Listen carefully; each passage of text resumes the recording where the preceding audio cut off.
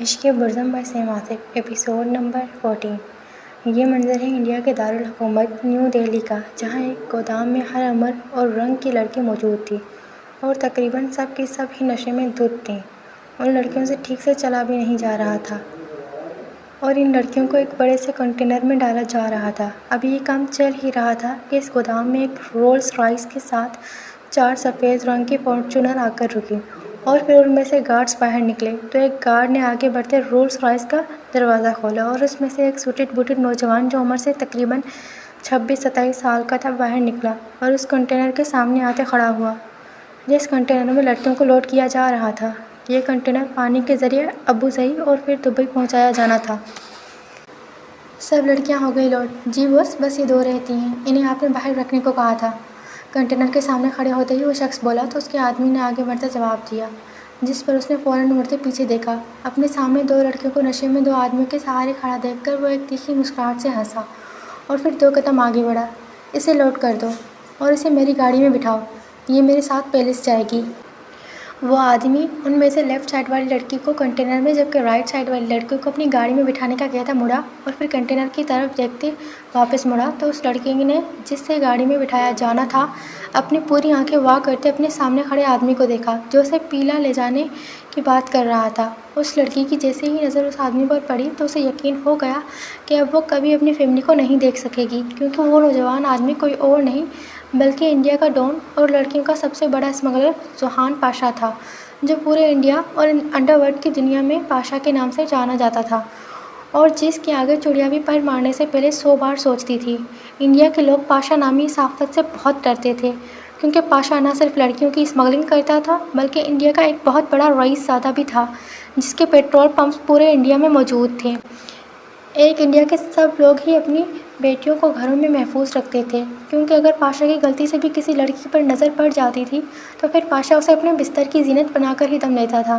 और अगर कोई फैमिली पाशा को इस काम से मना करती थी या अपनी लड़की देने से मना करते थे तो पाशा या तो उसकी इज्जत भरे बाजार में लूटता था या फिर उसके घर में घुसकर उसके घर के आदमियों के सामने अपनी हवस पूरी करता था। और नाचारों चार उस फैमिली को ये सब बर्दाश्त भी करना पड़ता था, क्योंकि पाशा को रोकने वाला इस दुनिया में कोई ना था। पाशा को जब ये इत्तला मिली कि मलेशिया और रूस के बाद अब पाकिस्तान को भी किसी नई डॉन लेडी बेस ने टेक ओवर कर लिया है तो उसका खून खोलने लगा, क्योंकि इसके मुताबिक तो औरत बस बिस्तर पर ही अच्छी लगती थी, डॉन की कुर्सी पर नहीं। मगर मलेशिया और रूस के डॉन्स लेडी किलर और डेविल क्वीन से मात खाने के बाद अब लेडी बीस्ट का सुनते पाशा का जी चाहा वो पूरी अंडरवर्ल्ड को आग लगा दे। मगर फिर जब उसे पता चला कि लेडी बीस्ट अभी नई डॉन बनी है और अंडरवर्ल्ड के असूलों से नावाकिफ़ है तो उसने फ़ौरन लेडी बीस्ट की पूरी हिस्ट्री निकलवा ली और फिर तभी उसके सामने लेडी बीस्ट और वफ़ा ज़रख़ान खानज़ादा की तस्वीरें आईं। इस नीली आंखों और गोल्डन बालों वाली इंतहा की खूबसूरत शहज़ादी को देखते ही पाशा का जी चाहा कि वो उसे फ़ौरन अपने बिस्तर पर ले आए और फिर उसे अपने बिस्तर पर लाने का प्लान सोचते उसने अपने आदमियों को लेडी बीस्ट को डरा धमकाकर इंडिया लाने का बोला था और उस आदमी को वफ़ा ने बहुत बुरे तरीके से मौत के घाट उतारा था और पाशा के सारे प्लान पर पानी फेर दिया था। ये नोमान अब तक लेडी बीस्ट को लेकर आया क्यों नहीं? पता नहीं बॉस, ये आपके लिए कोई पार्सल आया है। अपने पैलेस पहुंचते ही सुहान पाशा गुस्से से सोफे पर बैठते बोला तो उसके असिस्टेंट ने उसे जवाब देते पार्सल सामने किया, जिसे उसने गुस्से से थामते खोला तो उसमें एक कटे हुए हाथ के साथ एक लेटर भी पड़ा था। इस हाथ को देखते पाशा ने एक नज़र अपने असिस्टेंट को देखा और फिर लेटर निकाला। मुझे नहीं पता था कि इंडिया का डॉन इतना डरपोक होगा कि मुझे अपने पास बुलाने के लिए अपने आदमियों को भेजेगा। खैर, तुम्हारे लिए तुम्हारे ख़ास आदमी का तोहफ़ा भिजवा रही हूँ। इसे देखकर समझ जाना कि इसका और फिर तुम्हारा क्या हाल होगा। अगर मुझसे मिलना चाहते हो तो पाकिस्तान आकर खुद मिल लो, मुझे तुम्हारा इंतज़ार रहेगा। तुम्हारी दोस्त पाकिस्तान की डॉन लेडी बीस्ट। लेटर पढ़ते ही पाशा को गुस्सा आने लगा और फिर उसने वो लेटर और वो कटा हुआ हाथ उठाकर ज़ोर से सामने दीवार पर दे मारा और ख़ुद गुस्से से अंदर अपने कमरे में चला गया। कमरे में आते ही उसने अपनी शर्ट उतारी और फिर वो गुस्से में सिगरेट सुलगाने लगा। अभी उसकी सिगरेट आधी ही हुई थी कि उसका एक आदमी उस गोदाम वाली लड़की को लेकर कमरे में दाखिल हुआ। कमरे के दरवाजे की आवाज़ सुनते पाशा फ़ौरन मुड़ा। अपने सामने उस लड़की को नशे में धुत देखकर पाशा हल्का सा मुस्कुराया और फिर उसने अपने आदमी को इशारा किया तो उसका आदमी उस लड़की को बेड पर लिटाकर कमरे से चला गया। फिर पाशा ने अपना फ़ोन उठाया और एक कॉल मिलाई। मुझे आज शाम की फ़्लाइट से पाकिस्तान जाना है, इसका सारा इंतज़ाम कर लो। और हाँ, कल दोपहर को मुझे लेडी बीस्ट से मिलना है। मगर उसे पता ना चले। उसके घर का एड्रेस निकलवा लो। मैं उसके घर कल खुद जाकर खाना खाऊंगा। Okay boss. कॉल रिसीव होते ही पाशा फ़ौरन बोला तो उस आदमी ने फ़ौरन जवाब दिया और फिर पाशा ने कॉल काट दी और ख़ुद आता अपने बेड पर लेटा जहाँ वो लड़की नशे में धुत लेटी थी। बेड पर लेटते ही पाशा ने कमरे की लाइट्स बंद कर दी और फिर कमरे के अंधेरे में अचानक लड़की की चीखें गूंजने लगी। सब लोग बहरामला में नाश्ते की टेबल पर मौजूद थे और आज इंतहाई खामोशी से नाश्ता किया जा रहा था। जब रुहेल और बुरहान टेबल पर आए तो रुहेल को देखते मरजान ने मरवा को इशारा किया तो मरवा ने अपनी साइड पर देखा। रुहेल को टेबल पर बैठते देखकर मरवा हल्का सा मुस्कुराई।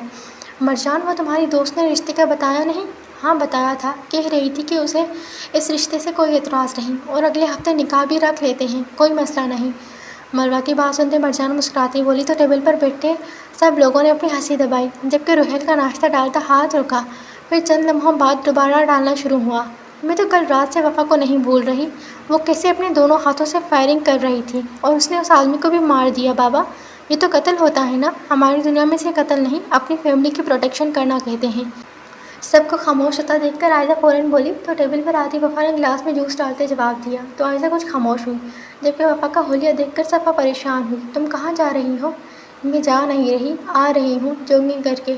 सफ़ा के सवाल पर वफ़ा ने फ़ौरन जवाब दिया तो आयशा, हूर और सफ़ा का एक साथ मुँह खुला। कमाल नहीं हो गया चाची, जो लड़की अपने बिस्तर से 2 बजे से पहले निकलती नहीं थी अब वो लड़की सुबह के लिए 11 बजे चॉगिंग करके आ रही है। वाओ। हूर की बात सुनते सफ़ा ने अपनी हंसी दबाई जबकि वफ़ा उन सबको इग्नोर करते कपड़े बदलने अपने कमरे में चली गई तो हूर फ़ौरन आदिल की तरफ मुतवज्जा हुई। बाबा, मैं अपने निकाह पर मैक्सी पहनूंगी। ठीक है बाबा की जान। हूर की फरमाइश सुनते आदिल फ़ौरन बोला तो हूर ने खुशी से ताली मारी जबकि बाकी सब मुस्कुराने लगे। तभी वफ़ा आदि टेबल पर बैठी और उसने नाश्ता शुरू किया। वैसे बाबा, मेरे लिए भी एक लड़की का प्रपोज़ल आया है। किस लड़की का? वफ़ा को टेबल पर बैठे देखकर बुरज़म मुस्कुराते बोला तो बहराम ने परेशानी से सवाल किया जिस पर सब ने परेशानी से बुरज़म और फिर वफ़ा को देखा जबकि वफ़ा जो नाश्ता कर रही थी फ़ौरन बहराम की तरफ मुतवज्जा हुई। परी शादिल शाह का प्रपोज़ल आया है बड़े बाबा and I think she is perfect for Burzam Bahram Khanzada. You should accept her, after all it's your son decision. और तुम्हारा क्या होगा? Chill mom, Hoor is getting married with someone else. So मैं सोच रही थी कि हूर के निकाह वाले दिन मेरा और रुहेल का भी निकाह कर दिया जाए, ज़ुबिया और अहमद का भी कर दिया जाए और बुरज़म और परी का भी एक साथ 3 फंक्शन कर लेते हैं। वफ़ा बहराम को देखती बोली तो सफ़ा ने परेशानी से सवाल किया जिस पर वफ़ा फ़ौरन बोली तो बुरज़म के साथ साथ हूर, रुहेल और बुरहान ने भी वफ़ा को घूरा जिस पर वफ़ा ने एक आइब्रो उचकाई तो सब लोग वापस अपने नाश्ते की तरफ मुतवज्जा हुए। तभी वफ़ा ने बुरहान को घूरा। हूर, रुहेल और बुरज़म का घूरना तो ठीक था, तुम क्यों मुझे घूर रहे थे वैसे? मैंने कब घूरा? वफ़ा के सवाल पर बुरहान कंधे उचकाते बोला तो वफ़ा ने गुस्से से उसे देखा। जब कहने की हिम्मत ना हो तो फिर करने की भी हिम्मत मत किया करो लूज़र्स। वफ़ा एक तीखी सी मुस्कुराहट से बोलती सर झटक गई तो बुरहान के साथ साथ बाकी सब ने भी उसे परेशानी से देखा। कहना क्या चाहती हो तुम वफ़ा? मुझसे ज़्यादा आपका बेटा बेहतर बता सकता है आपको। तालिया के सवाल पर वफ़ा फ़ौरन बोली तो सबने बुरहान को देखा जिस पर बुरहान का नाश्ता करता हाथ रुका। आप किस बारे में बात कर रही हैं? मैं नहीं जानता। सोहेल अंकल, मैंने अहमद के बारे में पता किया है, अच्छा लड़का है, उनकी फैमिली भी अच्छी है। मेरे मुताबिक आपको इस रिश्ते के लिए हाँ कर देनी चाहिए। बुरहान की बात को सिरे से इग्नोर करते वफ़ा सोहेल से बोली तो बुरहान को नाश्ता करना दुनिया का सबसे मुश्किल काम लगा जबकि ज़ुबिया मज़े से बैठी नाश्ता कर रही थी। वफ़ा की बात सुनते सोहेल ने हाँ में सर हिलाया तो वफ़ा दोबारा नाश्ते की तरफ मुतवज्जा हुई जबकि बुरहान को नाश्ता ना करते देखकर तालिया परेशान हुई। हाँ मम्मा की जान, क्या हुआ? नाश्ता क्यों नहीं कर रहे? अगर मैं सच बोलूँगा तो क्या आप साथ देंगी? डेफिनेटली। तालिया की बात सुनते बुरहान परेशानी से बोला तो नाश्ता करती वफ़ा ने फ़ौरन जवाब दिया जिस पर बाकी सब ने परेशानी से उन दोनों को देखा। बाबा, मैं आपसे एक कन्फेशन करना चाहता हूँ। बुरहान की बात सुनते सनान ने हाँ में सर हिलाया तो बुरहान ने ज़ुबिया को देखा जो मज़े से नाश्ता कर रही थी। बाबा, मैं बचपन से लेकर आज तक ज़ुबिया को पसंद करता आया हूँ और मैं नहीं चाहता कि ज़ुबी की शादी मेरे सिवा किसी और से हो। मैं ये बात बर्दाश्त नहीं कर पाऊँगा। बाबा, मैं मर जाऊँगा। बुरहान की बात सुनते सबने परेशानी से बुरहान को देखा जबकि ज़ुबिया जो सबको इग्नोर किया नाश्ता कर रही थी बुरहान की बात पर उसकी तरफ मुतवज्जा हुई तो बुरहान ने उसे देखा जिस पर ज़ुबिया नज़रें चुरा गई। आप शायद जान पप्पू और सुहेल अंकल को कुछ कहने वाले थे। टेबल पर सन्नाटा छाता देखकर वफ़ा फ़ौरन बोली तो सनान ने हाँ में सर हिलाया। फिर वह मरजान और सुहेल की तरफ मुतवज्जा हुआ। मरजान, सुहेल, मैं तुम दोनों से ज़ुबिया का हाथ मांगता हूँ अपने बुरहान के लिए। मरजान, सुहेल जब कोई अपना रिश्ता मांगे तो सोचते नहीं हैं, फ़ौरन हाँ करते हैं। हमें इस रिश्ते से कोई एतराज़ नहीं। हम अगले हफ्ते हूर के साथ ही बुरहान और ज़ुबिया का निकाह कर देते हैं। सलान के सवाल पर सुहेल और मरजान ने परेशानी से एक दूसरे को देखा तो ज़रमीना बेगम फ़ौरन बोली, जिस पर सुहेल ने मुस्कुराते जवाब दिया तो सब लोगों ने एक दूसरे को मुबारकबाद दी। मैं सोच रही थी क्यों ना अगले हफ्ते बुरजम और वफ़ा का भी निकाह कर दें। ये तो बहुत अच्छा आइडिया है। अगर मेरी बेगम राज़ी है तो मुझे भी कोई एतराज़ नहीं।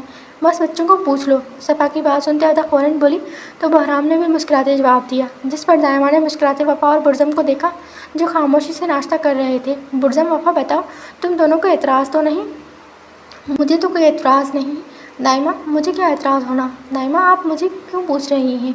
परी को पूछें जिससे आपके साहबजादे का निकाह होना है। दायमा के सवाल पर बुरजम फ़ौरन बोला तो दायमा ने वफ़ा को देखा, जिस पर वफ़ा भी फ़ौरन बोली तो दायमा ने वफ़ा को घूरा, जिस पर वफ़ा ने कंधे उचकाए। वफ़ा ज़रख़ान खानज़ादा, ठीक है, मुझे कोई एतराज़ नहीं। सफ़ा के वफ़ा का पूरा नाम लेने पर वफ़ा फ़ौरन बोली तो अदा ने सबका मुंह मीठा करवाया। तभी एक गार्ड आता वफ़ा के पास खड़ा हुआ और फिर उसने वफ़ा को कुछ कहा तो वफ़ा फ़ौरन से उठकर बाहर गई, जबकि बाकी सब भी वफ़ा के पीछे परेशानी से बाहर लाउंज में आ गए। आसमान पर जब हल्का हल्का अंधेरा छाने लगा तो अचानक उसका फ़ोन बजा, जिसे उसने नींद से भरी आंखों के साथ घूरा और फ़ोन उठाते काट दिया। मगर फिर मुसलसल बजते फ़ोन की रिंग पर उसने गुस्से से फ़ोन उठाते कान को लगाया। क्या मसला है? क्यों फ़ोन कर रहे हो बार बार? बॉस, आपकी फ़्लाइट का टाइम होने वाला है। आपकी सारी पैकिंग भी हो चुकी है। अब बस आपका इंतज़ार है। ठीक है, 10 मिनट में आता हूँ। पाशा फ़ोन कान को लगाते गुस्से से बोला तो उसके आदमी ने फ़ौरन जवाब दिया, जिस पर उसने फ़ौरन घड़ी की तरफ देखा जहाँ इस वक्त शाम के 7 बज रहे थे। फिर वह फ़ौरन जवाब देता फ़ोन काट गया और फिर उसने कमरे की लाइट्स ऑन करते अपनी राइट साइड देखा, जहाँ वही गोदाम वाली लड़की उसकी दिन भर की शिद्दतें बर्दाश्त किए उल्टी पड़ी थी। फिर वह उठते फ़ौरन खड़ा हुआ और अपने कपड़े लेते वॉशरूम में घुसा। अच्छी तरह नहा धोकर कपड़े बदलते वो फ्रेश सा वॉशरूम से बाहर निकला और फिर शीशे के सामने खड़े होते उसने अपने बाल खुश्क करते बालों में बुरश फेरा। फिर अपना most favourite perfume black cold by almond चैन उठाते खुद पर स्प्रे किया और फिर अपना मोबाइल और वॉलेट उठाता जेब में डाल गया। फिर अलमारी के आगे से अपना कोट उठाता बाजू पर डालता कमरे से बाहर निकला तो उसे सामने ही अपना आदमी खड़ा नजर आया। मेरी फ़्लाइट का टाइम हो रहा है, मैं निकल रहा हूँ। वो अंदर अभी सो रही है।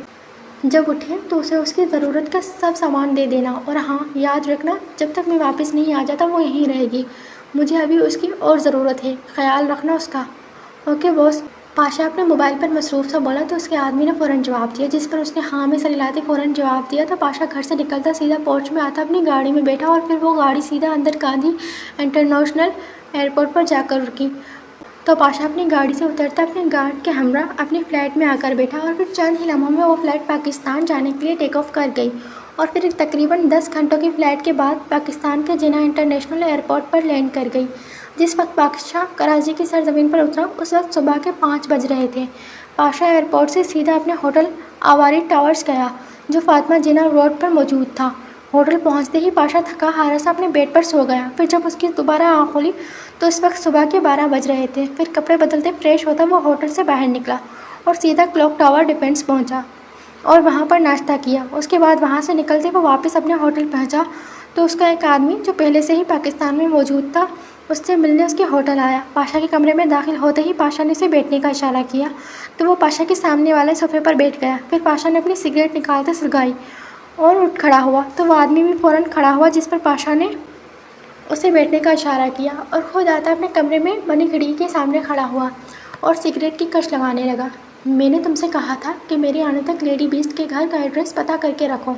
मैं उसके साथ उसके घर पर लंच करूंगा। जी सर, मैंने एड्रेस निकाल कर रखा है। आप जब चाहे मैं आपको वहाँ ले जा सकता हूँ। पाशा की बात सुनते वो आदमी फ़ौरन बोला तो पाशा एक तीखी मुस्कुराहट से हंसा।